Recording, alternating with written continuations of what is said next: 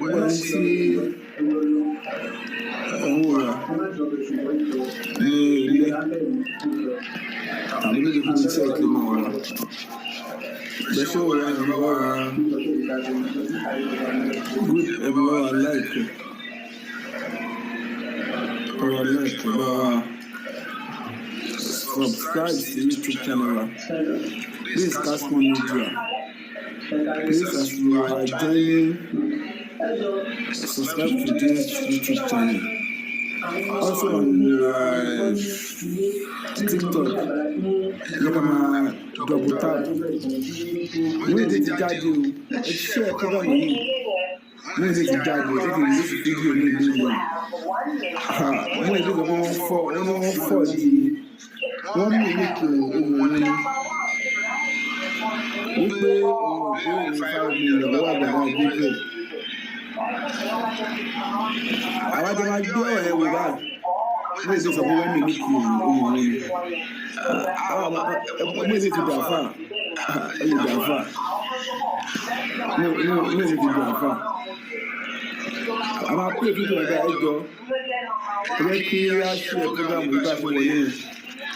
Ẹgbẹ́ ká ṣe ẹ̀kọ́gbàmù yẹn. Inú àkáǹtì Agbala Gabriel yìí gbogbo owó tí ẹ̀yà àgbáyé dá fún mi ìlú àkáǹtì Agbala Gabriel gbogbo owó yẹn wà o. Agbala Gabriel ní pápákọ̀ nínú gbogbo owó yẹn. Mi ò dẹ̀ wá fi ṣèjà mi ò fi ṣèbínú pọ̀ yín tó wá mú ọ̀rọ̀ yìí tó tún fi wá rúgbó jẹ́gi wípé ọ̀rọ̀ yìí tó fi wá ń fa ìwó tó fi lọ́mọlọ́mọ wípé. Lákòókò à ń pe bọ̀dá kan ní Mr. Kẹ́hìndé yẹn fọ́lú àti Agbala Gabriel ó náà máa ń san donation sí àkáǹtì Agbala Gabriel tí Agbala Gabriel bá ti gbé àwọn èèyàn tó ní ìṣòro wá wọ́n ní donation láti gbà owó ó náà máa ń fi owó sọ́pọ̀tì Agbala Gabriel níbẹ̀. So Mr. Kẹ́hìndé yẹn ó ti fẹ́ ṣe visa àti pásítọ̀tì Amẹ́ríkà fún nígbà kan. Ó ní kò gbọdọ̀ mímú kúrò ní àkàtà wọn. Pé tó bá mímú lọ sí Amẹ́ríkà ń sè. Ta ló fẹ́ máa fọ tọ́ílẹ̀tì òun tó fẹ́ máa fọ ọ́fíìsì òun tó dẹ́nu máa fọ tọ́ílẹ̀tì Agbala Gabriel tó lọ́wọ́ ní ìjọba. Tó Mr. Kẹ́hìndé yẹn. Esther Abamide. Bẹ́ẹ̀ ni sà.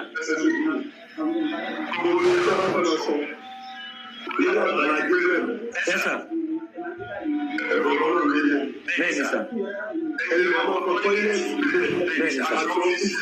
Bẹ́ẹ̀ ni sà. Bẹ́ẹ̀ lórí sà. Àwọn náà dẹ̀ sọ níjọ́ tí bàbá tí Aláàjì Olúyọmí tí wọ́n mú lọ sọ́dọ̀ wọn tí wọ́n fẹ́ lẹ́ bá wa ṣẹ́kù ọ̀rọ̀ yẹn láàrin wa sí. Agbala Gabriel sáà fún mi freedom fún bàbá tèmi. Fúnra Agbala Gabriel ó sọ fún mi gbogbo Ayaba from Manchester. gbogbo àgbáyé ń dáná lọ kí n lọ fún fídíò yẹn wò. Wípé èmi máa ń fọ ọkùnrin tọ́ílẹ̀tì ó máa ń kí ọ̀hún fífi bí àbàgbà ìgbàlá lọ. Mọ apá àbẹ̀yẹ kọ́ ni mò ń lọ bó kan sí ìyànà náà ọ̀rọ̀ ni. Mr. Kẹ́hìndé yẹn òun náà ló kó wá kó donate màálù. Tó jẹ́ kí pé nàìjíríà kò sí pé lẹ́kọ̀ọ́ màálù láti wọlé ìwọlé. Mr. Kẹ́hìndé yẹn ló fi màálù yẹn ránṣẹ́. Mr. Kẹ́hìndé yẹn náà ló tún wá lọ mìínísì ló tún lọ ṣe fídíò rìkọ́dì ló tún lọ ṣe ọ́díò rìkọ́dì mìíní. Èmi kọ́ ni mo sọ̀rọ̀ Mr. Kẹ́hìndé yẹn à ń pe àwọn kan máa ń ṣe àwọn kan nílò èmi. Kò sí ohun ẹni tí àwọn yẹn ò lè lò. Àwọn yẹn ni Mr. Kẹ́hìndé lọ bẹ̀rẹ̀ wẹ̀ pé kí wọ́n lo ohun mi. Wípé wọ́n sọ pé Mrs. Bamidele Ìfúọlá Àbí Mokima. Pé kí ilé ẹ̀dá ń pè wà láàrin àti Agbala Gabriel. Ìyá ní Aláàjì.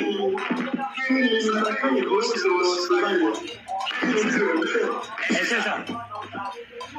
Kẹ́rí Mr. Kẹ́hìndé yẹn Mr. Kẹ́hìndé yẹn ọ̀rẹ́ kòríkòsùn ìlú wọn àti Àgbàlá Gabriel.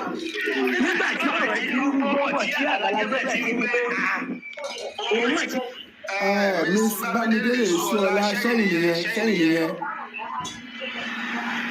Wálẹ̀ lórí ọ̀rọ̀ Muyideen ni ló lẹ̀dí àpòpọ̀ Kẹ́hìndé yẹn wọ́n ti lè níbi ohun yìí láti bà mí lórúkọ jẹ́ pé mo béèrè owó ìbéèrè wá náírà lọ́wọ́ fúnra mi tẹ̀lé dáwọ́ tẹ̀lé ọ̀gbẹ́ tó láì dìde mo ní mi ò fẹ́ ẹ̀kọ́ kàkà lábọ̀dọ̀ Àgbàlá Gabriel.